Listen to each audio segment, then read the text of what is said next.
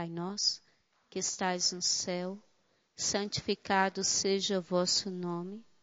Venha a nós o vosso reino. Seja feita a vossa vontade, assim na terra como no céu. O pão nosso de cada dia nos dai hoje.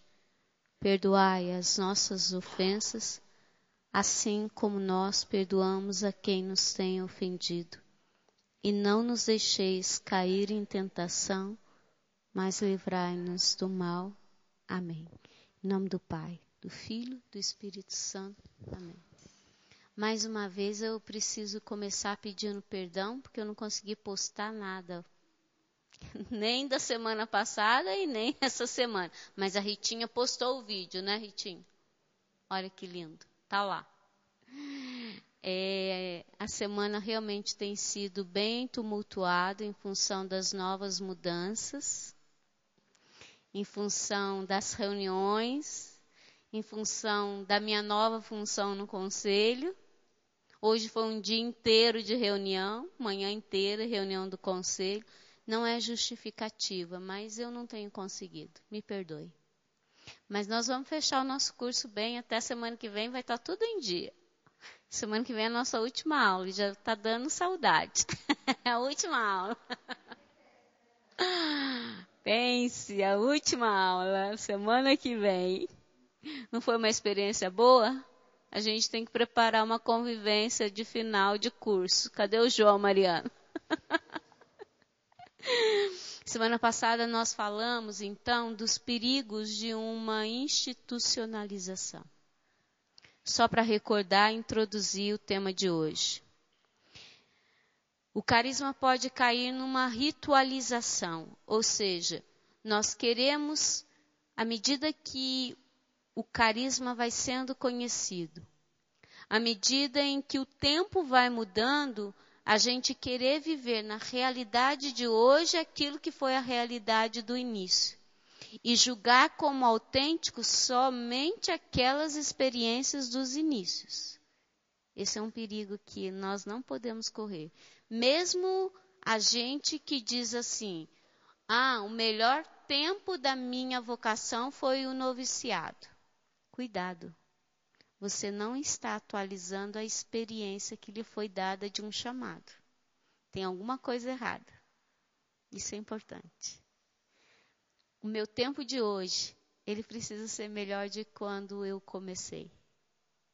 Se hoje eu não sou mais feliz do que quando eu entrei, quando eu fiz o meu primeiro compromisso, eu preciso rever a minha história de vocação. Porque hoje eu preciso ser mais feliz. Porque já dizia o Padre Paulo, as motivações que me trazem não são as motivações que me fazem permanecer.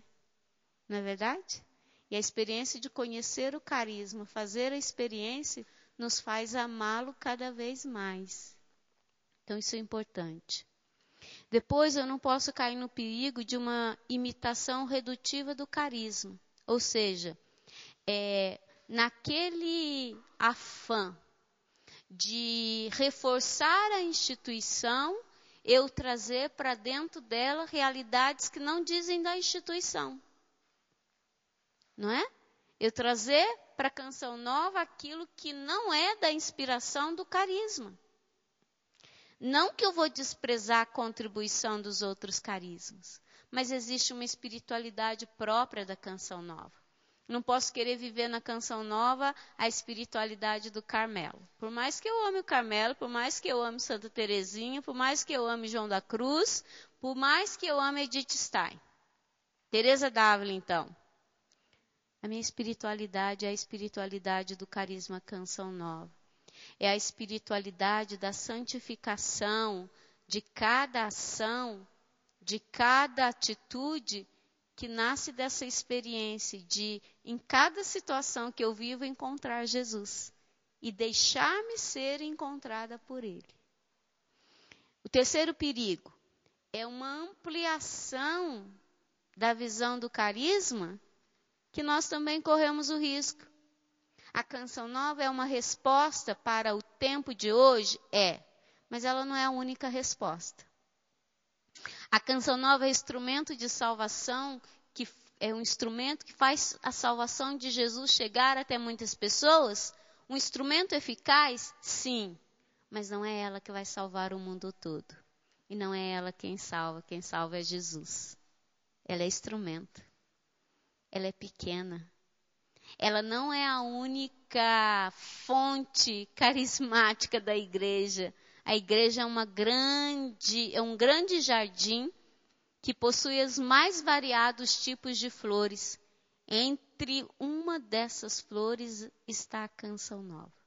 Mas eu não tenho direito de julgar, eu não tenho direito de desprezar as surpresas que o Espírito suscita dentro da própria igreja.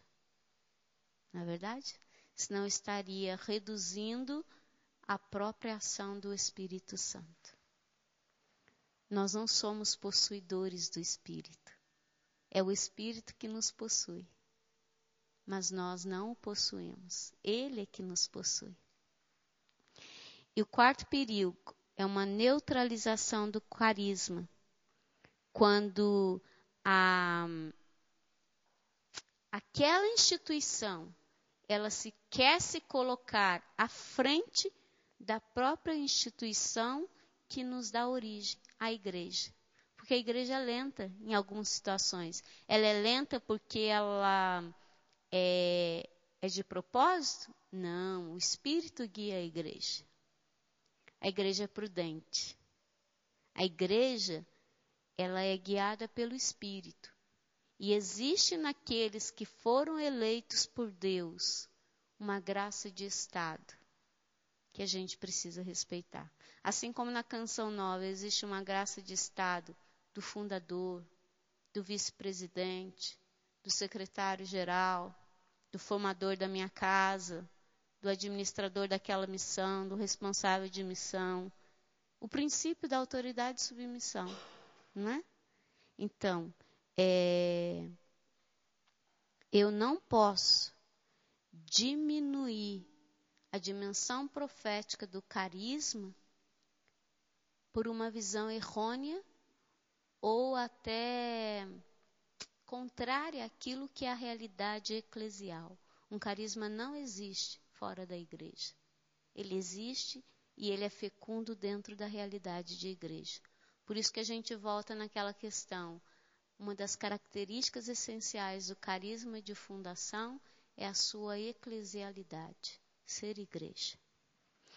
Com isso, a gente foi verificando que é necessário, então, cada vez mais uma interpretação do próprio carisma de fundação. E hoje, a nossa reflexão vai justamente nesse ponto. Como fazer uma interpretação, não é? Autêntica o mais possível. Porque ainda que a gente queira fazer uma interpretação autêntica, nós somos limitados e o dom está oculto no coração do Pai. Então, como caminhar para fazer uma interpretação mais ajustada possível? Não é? E como fazer memória para interpretar o carisma de fundação? O Dicionário de Vida Consagrada vai apontar 5 caminhos que a gente não pode desprezar um nem outro. Todos eles são importantes. A primeira fonte de interpretação do carisma é o próprio fundador. Enquanto ele é o portador pessoal do dom. Por quê? Nós vimos lá, carisma de fundador. O que é mesmo? Nas nossas primeiras aulas.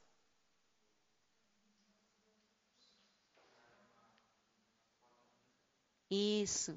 É o dom dado por Deus a uma pessoa de fundar uma nova forma de vida consagrada. Uma graça que é própria de todo fundador. O dom está nele, ele é portador pessoal do dom. como é que eu faço uma interpretação do carisma à luz do fundador? Refletindo sobre a maneira como o Espírito age na sua vida. E a maneira como o Espírito foi conduzindo o fundador na leitura do próprio dom recebido. Na Canção Nova, eu vou dar uma dica para vocês. Existe uma coletânea de documentos que está no nosso livro dos nossos documentos, que se chama Canção Nova, um Dom de Deus. Isso foi fruto de um retiro que o Padre Jonas fez de uma semana para fazer uma leitura sobre como ele percebia o próprio carisma Canção Nova na experiência dele. Esse documento, ele é importantíssimo para nós. Um outro documento que nos ajuda muito é aquele documento Como se diz em mim hoje a intuição do dom Canção Nova. Porque nesses dois documentos, de maneira específica, o Monsenhor Jonas, ele fala da experiência que ele fez, de como ele foi identificando nele o próprio carisma. E, ao mesmo tempo, nós podemos fazer nesses dois documentos a leitura da ação do Espírito na vida dele. Lembra que eu dizia? A gente não pode deixar morrer o Espírito do fundador. Eu não vou ser outro Padre Jonas na vida. Mas o que eu tenho que assimilar? A ação do Espírito que age nele. Isso é importante. Uma das características dessa experiência de leitura que eu faço é a docilidade do Monsenhor Jonas Abib. Docilidade a Deus. Se tem uma virtude do Monsenhor que eu gostaria de ter, é a docilidade que ele tem a Deus. Ele é um homem ousado. Ele reconhece as limitações dele. No início daquele documento dele, Canção Nova é uma fundação, ele começa dando testemunho. Muitas vezes eu me vejo como um menino que custa acompanhar os passos do pai, que não sabe para onde vai, mas vai. Vai porque confia. Muitas vezes eu caí, muitas vezes eu recuei, muitas vezes eu fui na frente, mas eu não posso negar. Havia sempre uma mão de pai que me sustentava. Então, há uma dinâmica aí. O Espírito que age no nosso fundador, age com liberdade, porque encontra espaço num coração que se faz dócil. Então, para interpretar o carisma Canção Nova, eu preciso fazer a experiência de docilidade a esta ação da divina providência que com sua sabedoria rege todas as coisas na Canção Nova. Isso implica um acolhimento daquilo que a própria divina providência vai propondo a cada novo dia. Eu dizia para vocês, Deus, ele é o Deus do absurdo. Não parece um absurdo eu sair da formação e ir lá para o prédio da DM? Parece um absurdo. Aos olhos de Deus, não. Existe um para quê. Então, essa docilidade do Monsenhor, a ação da divina providência, implica também uma experiência de não perguntar por quê. Para quê? Comporta uma experiência de deixar o Espírito realizar os desígnios que Deus tem para mim em cada fato. A Jaqueline vai ser remanejada. Já foi. Hoje já fiquei sabendo que a casa dela já está em andamento. Já tem o endereço da sua casa. Mas eu não sei o que eu vou fazer. Ai, o novo, ai, a formação, eu sou pequena. Então, eu sou pequena, Senhor. Eu não sei se eu vou dar conta. Eu estou com medo, Jesus. Eu não nego que eu sou, mas existe uma docilidade. Eis-me aqui, Senhor. Eis-me aqui. Jesus, eu não sei se eu vou dar conta de ser secretária-geral do conselho. Eu não sei se eu vou dar conta daquela visão administrativa que eu não entendo nada. Mas eis-me aqui, Senhor. Um dia de cada vez. Hoje, por hoje, eu vou me deixar conduzir por Deus. Eis-me aqui, Senhor. O nosso fundador vive essa experiência a cada novo dia. Eis-me aqui, Senhor. Onde está a tua vontade neste momento? Eu quero abraçá-la. Então, o primeiro critério de leitura e de interpretação é a vida do fundador. É a experiência que ele faz com Deus. É eu ter a coragem de me alimentar daquilo que ele já falou. Nós temos uma graça que poucas comunidades têm. O nosso fundador recebeu o carisma da pregação. E o nosso fundador já nos falou muito. Muito. Nós precisamos nos alimentar daquilo que ele falou, do celeiro que ele já nos deixou.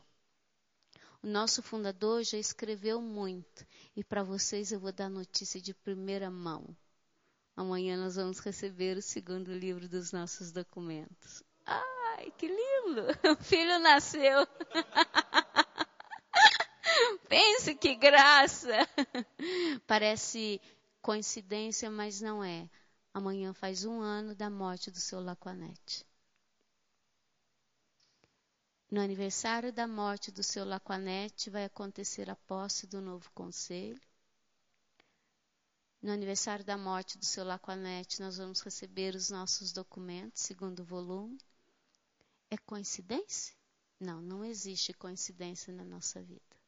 Ele se tornou de fato o nosso intercessor lá no céu. Nós temos uma canção nova que canta já um cântico novo no céu. Não é bonito? Então, se alimentar. Eu me lembro da minha experiência de Bahia. Eu fiquei 3 anos na Bahia. 3 anos, em São Gonçalo dos Campos.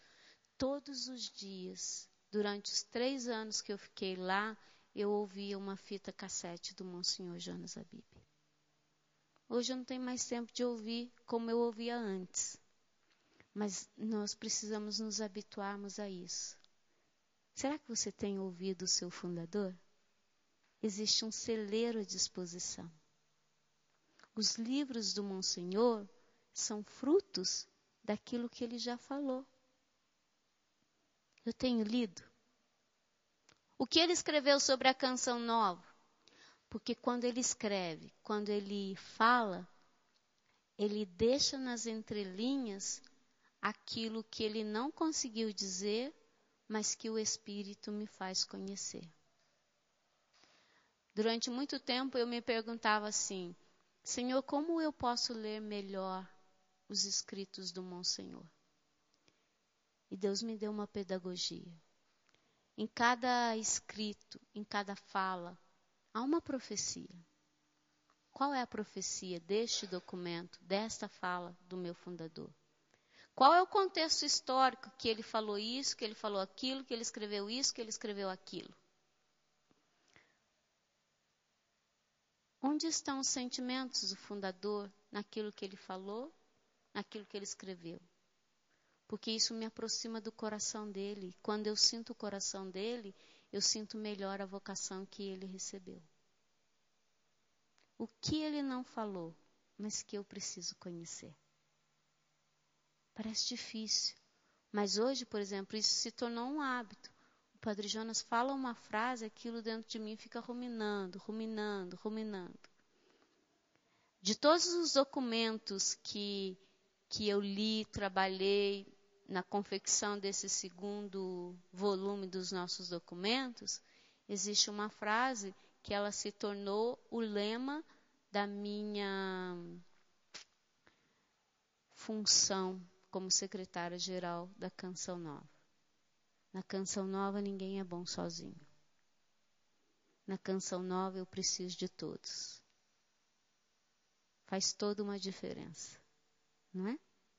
Desde aquele que só reza e intercede por mim, até aquele que vai lá na sala me levar uma xicrinha de café.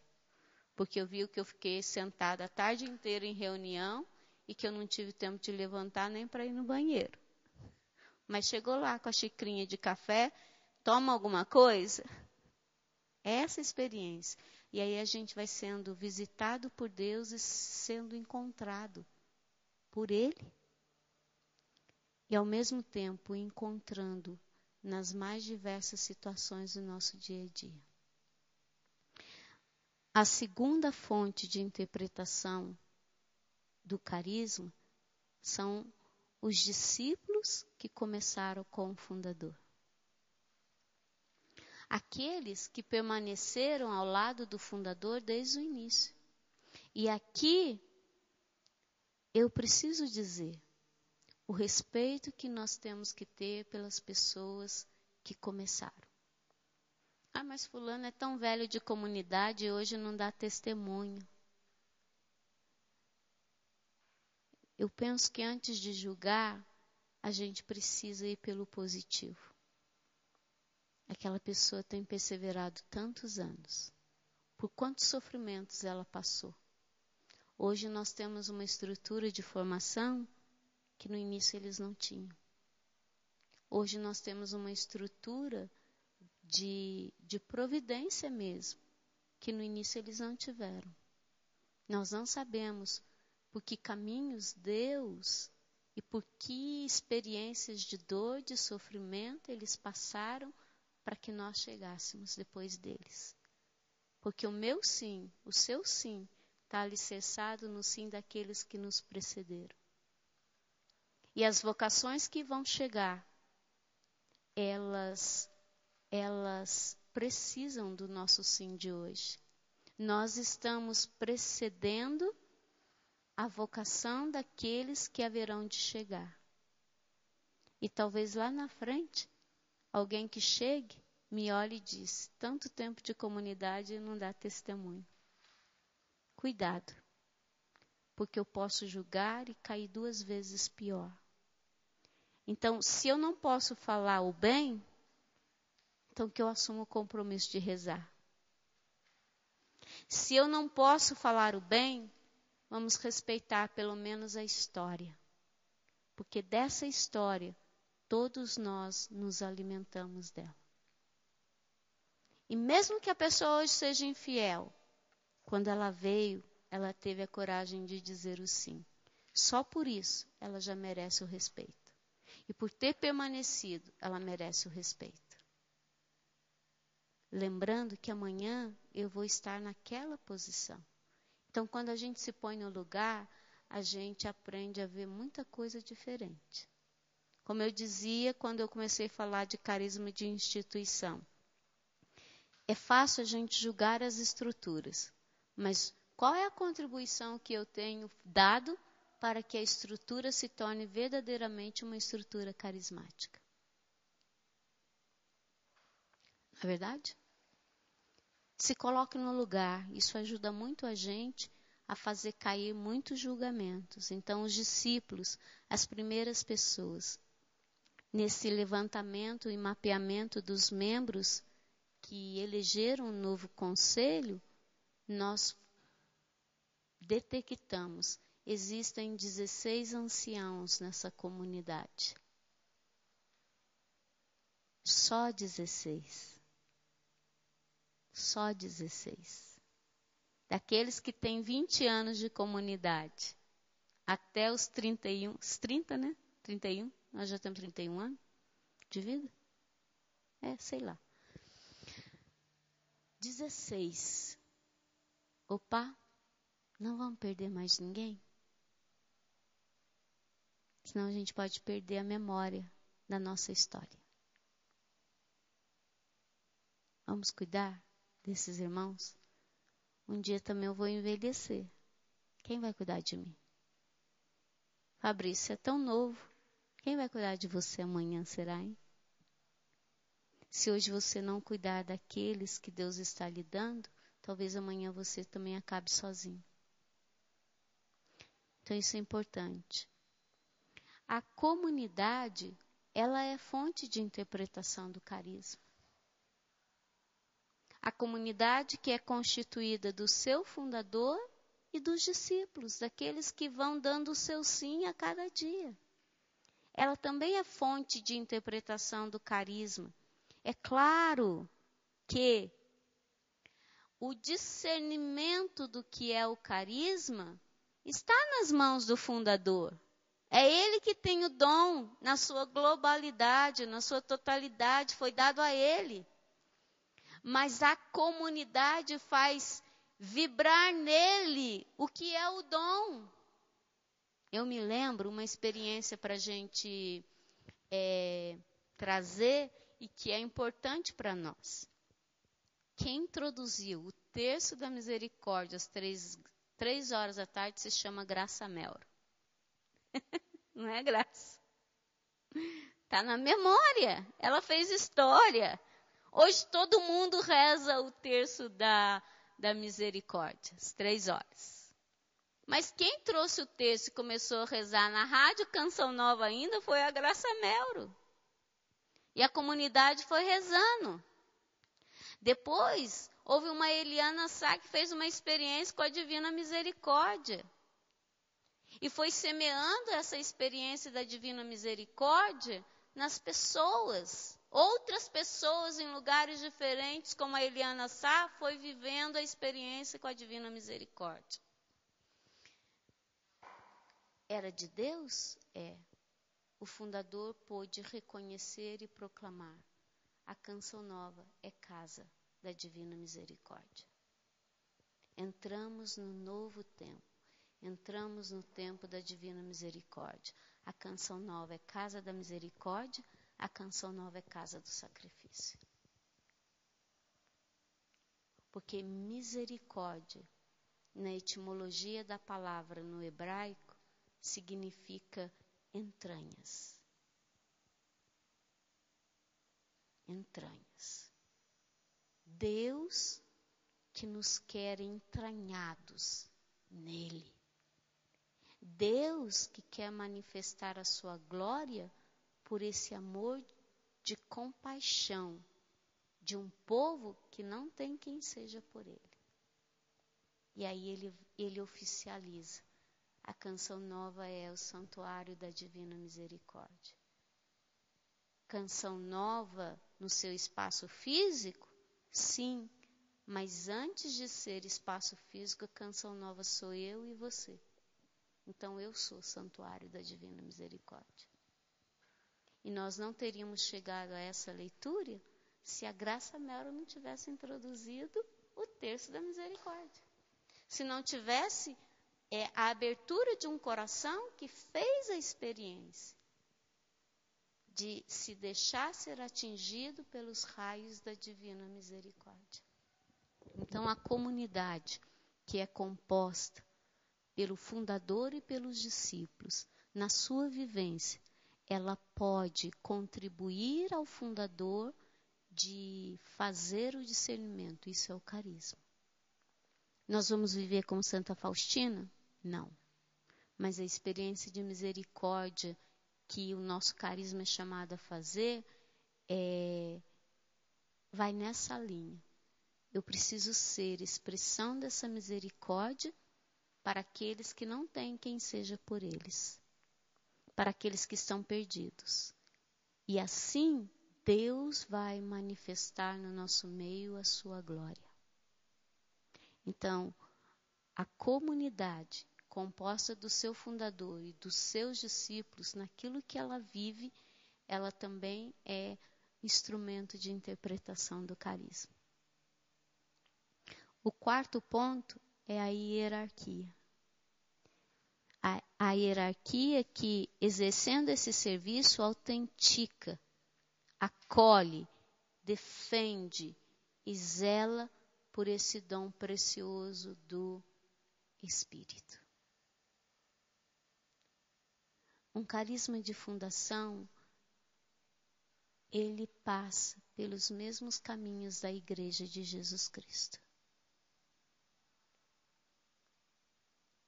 Eu vou dizer, já disse uma vez aqui, e volto a repetir hoje, porque isso para nós é importante.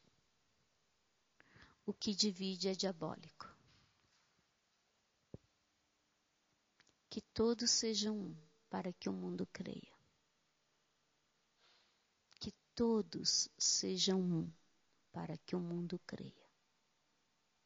Isso é para nós, Canção Nova, para que o mundo creia. Mas para o mundo crer, os que estão conosco precisam crer primeiro. Porque da qualidade da nossa vida fraterna, a qualidade e a eficácia da missão. Não é? Então, para que o Gilson creia mais, apesar do cansaço dele. Que eu estou tão cansada quanto você, meu irmão. Mas para que o mundo creia, é possível. É possível. Se você me perguntar assim, Verinha, você preparou essa aula de hoje? Não. Eu estou contando com a graça porque eu não tive tempo de ler nada. Para que o mundo creia. Eu já li sobre isso? Já preguei sobre isso? Já. O que o Espírito está fazendo comigo? Ele viu a minha entrega. Ele viu a minha labuta. Ele viu a minha doação de hoje. Então agora ele vem em meu auxílio, fazendo com que eu me recorde daquilo que um dia eu já estudei. Não cai do céu. Não é mágica. Existe a ação de Deus, mas existe também a minha parte. Não é assim? Depois, o próprio povo a quem nós somos destinados. O povo que nós somos destinados também participa como seio da igreja dos frutos espirituais que derivam do nosso caminho.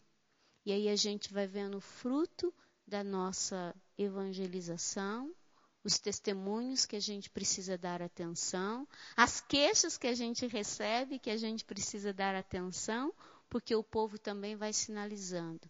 Isso é canção nova, isso não é canção nova.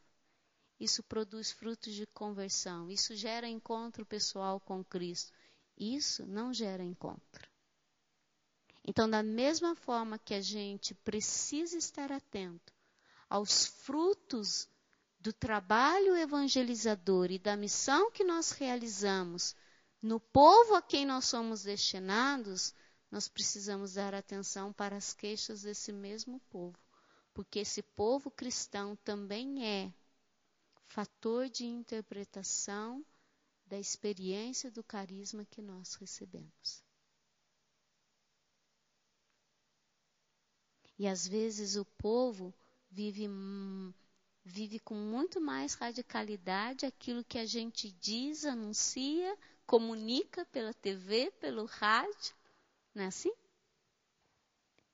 Então, como pode um povo de fora ser atingido e a gente não? Então, cuidado, porque eu posso estar me acostumando com os favores que eu recebi, que eu tenho recebido. E eu não tenho o direito de frustrar os desígnios de Deus a respeito da canção nova. Aí, o cuidado com a questão da gripe, não é isso? Agora as grávidas são retiradas. Vamos ter zelo, vamos ter cuidado. Por quê? Porque o mal se alastra. Mas maior do que a força do mal é a força do bem. E o nosso Pai Fundador, ele já nos diz, não é pelo negativo, é pelo positivo. É sempre pelo positivo. Sempre pelo positivo. Então essas são as vias pela qual nós podemos interpretar o carisma,